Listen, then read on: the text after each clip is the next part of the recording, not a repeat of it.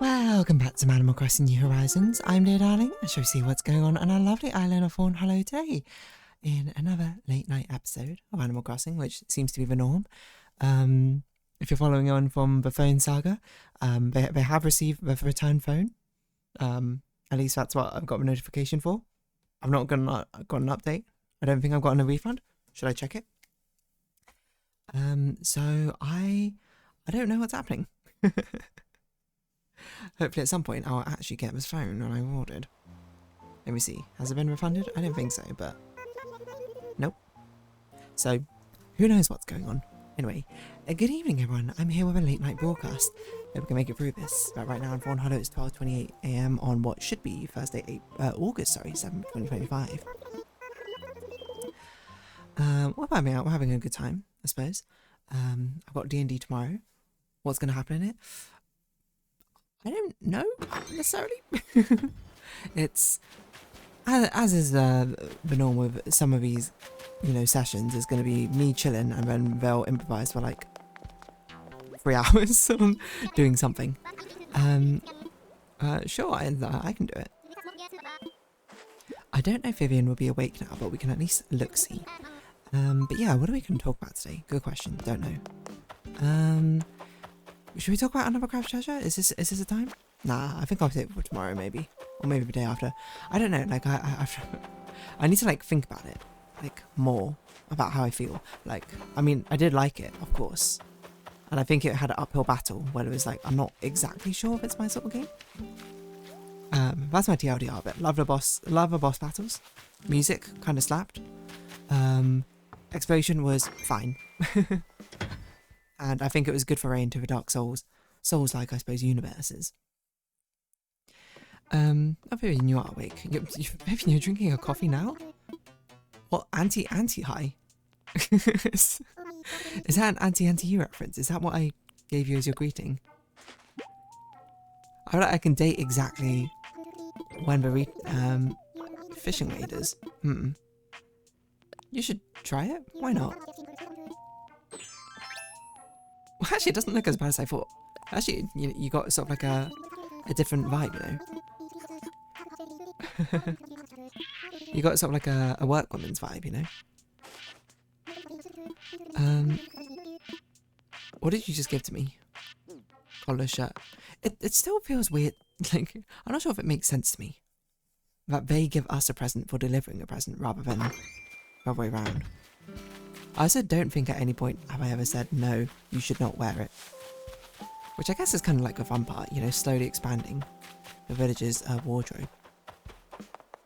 See, part of my mind is like, I want it to happen organically, like that, just being like, talk to my village and having the villagers get clothing items and then put them on naturally, I suppose. But also at the same time, I want to design my island in such a way. So I'm just like, this is a wardrobe that you'll use. I somehow want a contradiction of it being both organic and inorganic all at the same time.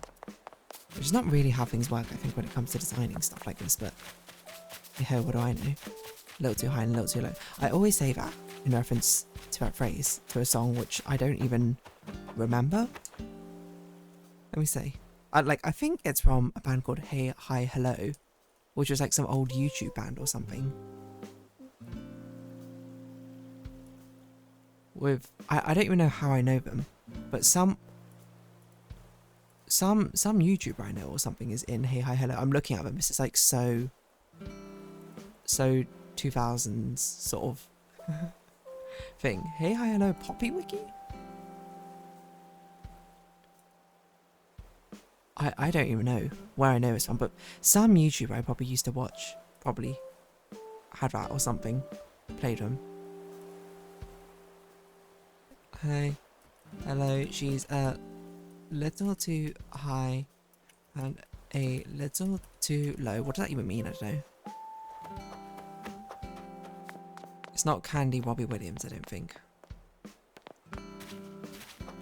Either a little too high, a little too low. Hey, hi. Here we go. She's a little too high and a little too low. I still think it's on Hey Hi Hello, but I genuinely have no recollection anymore.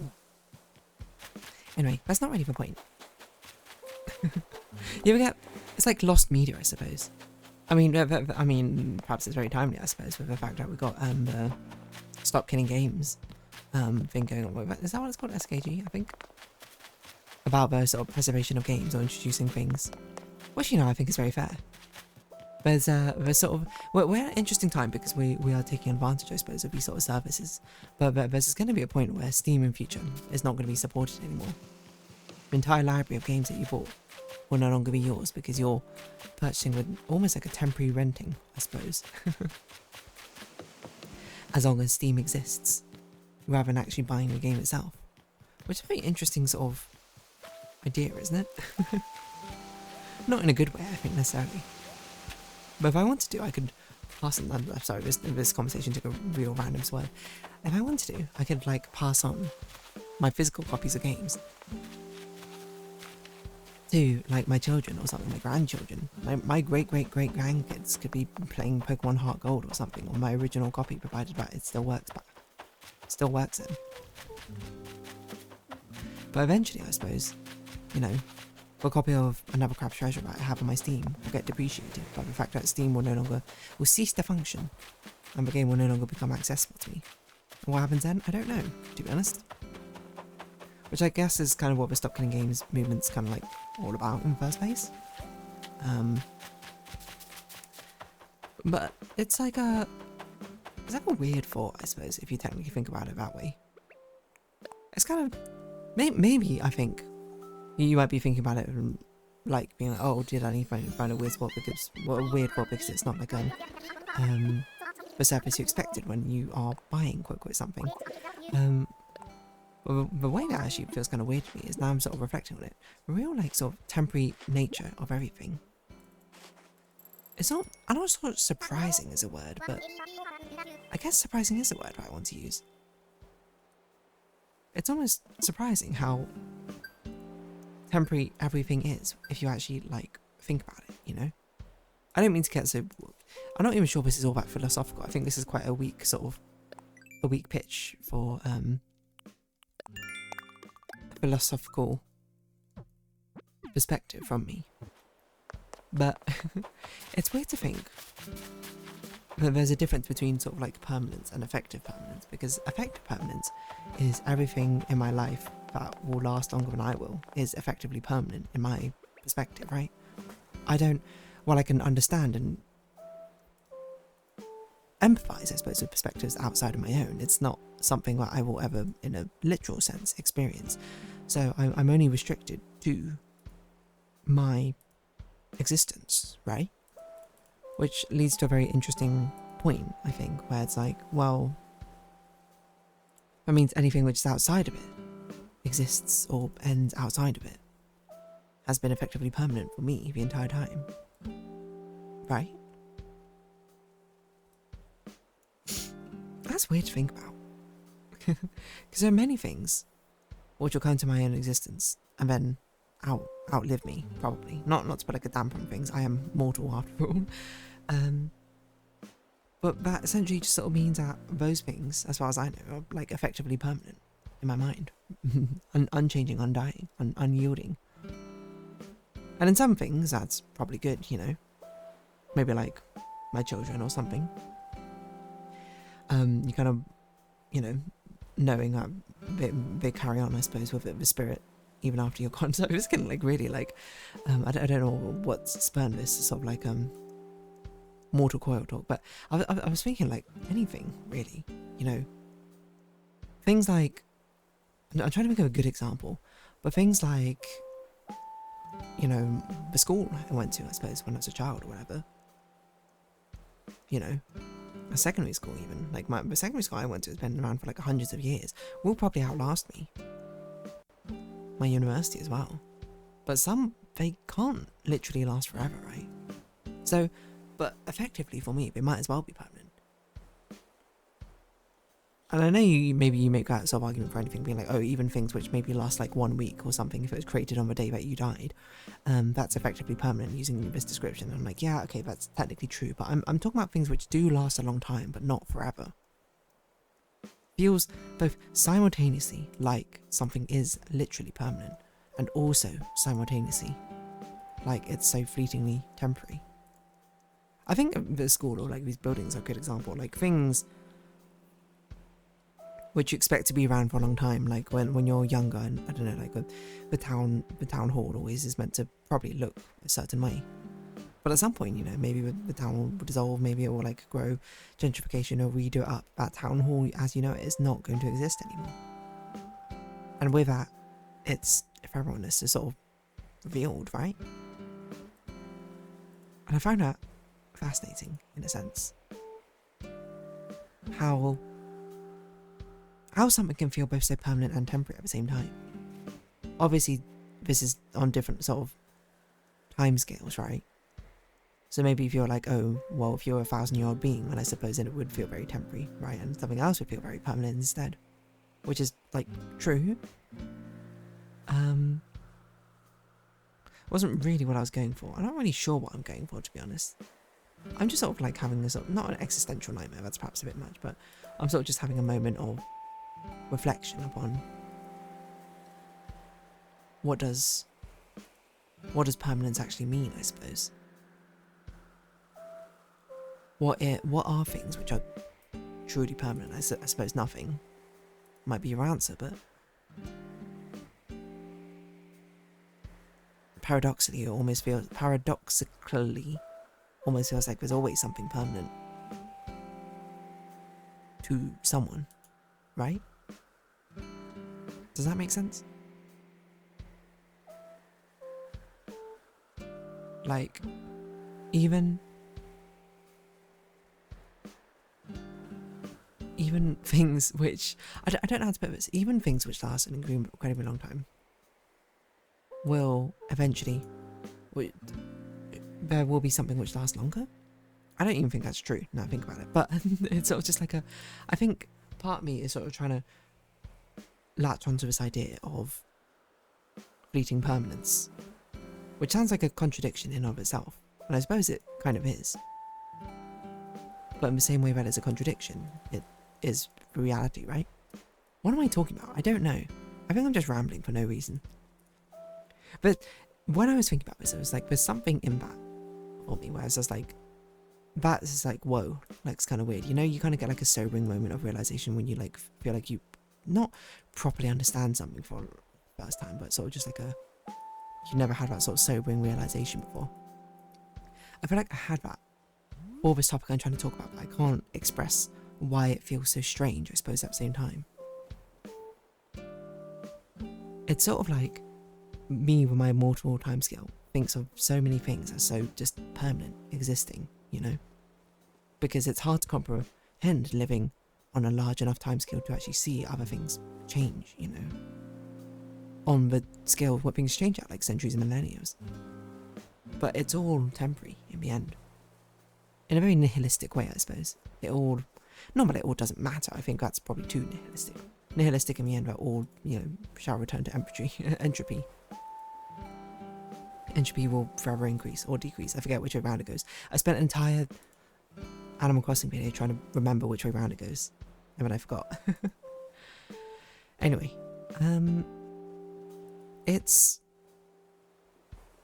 Well, I don't know if it's necessarily humbling, because I feel like it should be humbling, but it's on such a scale that I can't comprehend. Not comprehend, like I can physically understand. You can tell me the scale, time frame, 400 years. Obviously, I can understand what you mean by the concept of 400 years. But actually imagine what living 400 years would feel like. Is kind of incomprehensible in a way. I don't know what time period things become like, not unbearable per se, but it's sort of like your perception on time changes. But there's probably some sort of threshold, right? Anyway, this kind of makes me feel like I should watch Freerun, that anime, which is kind of like discusses this, right? It's about that sort of like elf mage or whatever, and she lives like thousands of years, and how sort of like lifetimes for other mortal beings just pass in an instant for her. Oh, sorry, that's my chapstick. And that's the most fascinating thing, I suppose. The different, I guess maybe what the thing is most fascinating is the different perspectives of time frames. Like, I mean, there aren't really like immortal beings or anything like that. I mean, apart from the immortal jellyfish, but I'm not sure if it has the same level of sentience as the humans do. Well, maybe the same, sentience is not the right word, the same level of cognition, probably is the better way to put it, as humans do. So it's hard to imagine, you know, putting myself into someone else's shoes of who does have a sort of perspective of like millennia in an instant. I wonder what life would be like if those did exist. I know I'm just inventing a fantasy world, but what if like the average age range of humans randomly, like uniformly distributed from 0 to 10,000? Well, maybe not uniformly. Let's do a bell curve. Otherwise it sort of loses the impact. 0 to 10,000. There will be people who just naturally live to like 10,000. And what they'd see. How does their perspective, I suppose, on civilization and humanity change? I'm most curious about what unexpected things change from living a life expecting to live 100 years at max to at max 10,000 years, you know? Because things coming and going in an instant, like, but I feel like it's a very common thing seeing something that you knew or loved as a child and then going back to it when you're older and being like, oh, it's not there anymore. That's in the time scale of what, like 20 to 40 years, depending on when you do it. But if you live 10,000 years, it'd be like something changing in like 2 months, right? It'd be like nothing, it'd be gone so quick. When you timescale it like that. And that's so strange, isn't it? Because you can keep scaling it up and up and up, and you can keep scaling it down and down and down. You know, what if the time scale that we lived on was 10 years or something? Something which came and went in 2 months would feel like 2 years to them, or something of our life. You know, the summer holiday I had as like a child or something would feel like 2 years. That's like a significant portion. That's crazy, isn't it? I don't know. I think just age and time frames in general are very like sort of strange to work with once they start reaching out the reality of human lifespans. I don't really know what to make of it, to be honest. I feel like there should be some sort of grander, like, one with everything life lesson to learn from this, but I don't think there is. Just sort of the perspective of things. It's strange to think about. I don't mean strange to think about in like just like oh yeah, you know, casual theoretical way, but like actually like astral projecting your mind into an alternate version of yourself where the time frame that you live is so differently skewed. Like what if we only lived for 1 year or something? This video itself would feel like what, 100 times longer than 20 minutes? What's that? I don't even know. 22,000 divided by 60. It'd be basically a day. Watching this video would feel like a day of your time. That's commitment. I don't know. I know it probably doesn't work like that, which is even more interesting, because if things don't like linearly scale, like if I could only live, if I had a time span of like 1 year or something, does this watching this video really feel like the equivalent of me watching something that would take a day of my time or not? Because if it doesn't increase linearly, how does it like increase and decrease? Like what is the pattern? I guess that's, you know, I've turned it, but it wasn't originally what I was going for. I was definitely going for more philosophical slant, but that's now turned it to a scientific thing. What is the sort of scaling between time, perception of time, relative to time you can experience? I've got no idea. Anyway, on that note, I think I'm going to go round this episode up here. So, if you have been watching, thank you very much. It's been Animal Crossing New Horizons. I've been Dear Darling. Likes, comments, subscription, shares, greatly appreciated. Socials, Discord down below. Hope to see each other again, but for now, it's our farewell. So until next time, bye-bye for now.